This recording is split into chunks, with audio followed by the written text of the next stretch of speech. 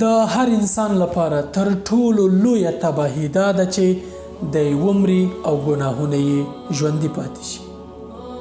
باور وکړئ ځینې انسانان داسې شته چې دوی مري خو ګناهونه یې د دوی ژوندي وي او تر اخره دغه ګناهونه دوی ته په دې دنیا او په هغې دنیا کې او حتی په قبر کې هم آزار او تکلیف رسوي.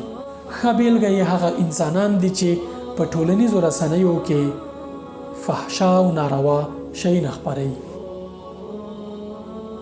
دوی ته الله تعالی جدي ګواښ کړی دی. هغه کسان چې د مؤمنانو ترمنځ د فحشا خپرول خوښوي دوی لپاره په دنیا او په آخرت کې دردناک او سخت عذاب دی. ځینې انسانان د دې لپاره دا کار کوي چې خپل ملګري او یا خلک خوشحاله کړي او ساعت یې تیر شي. نو ای زما غافل او بدبخت وروره، دغه انسانان په دې ارزي چې الله تعالی درنه ناراضه شي؟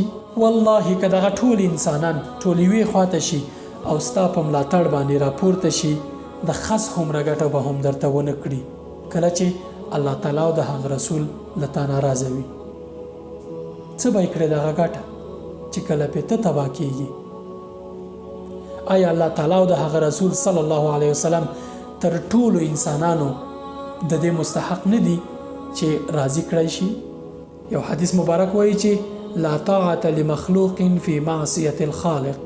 کله چې الله تعالی خفه کېږي د بنده پروا مه کوه.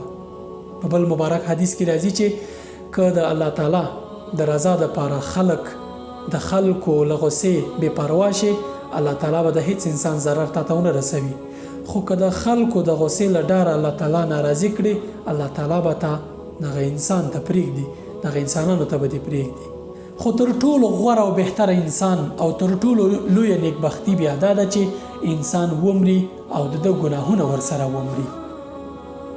هغه انسانان چې خیر کار کوي او د خیر کارونه خپروي او د خیر پیغامونه خپروي دوی که مړه هم شي دوی ته اجر او ثواب ورسیږي.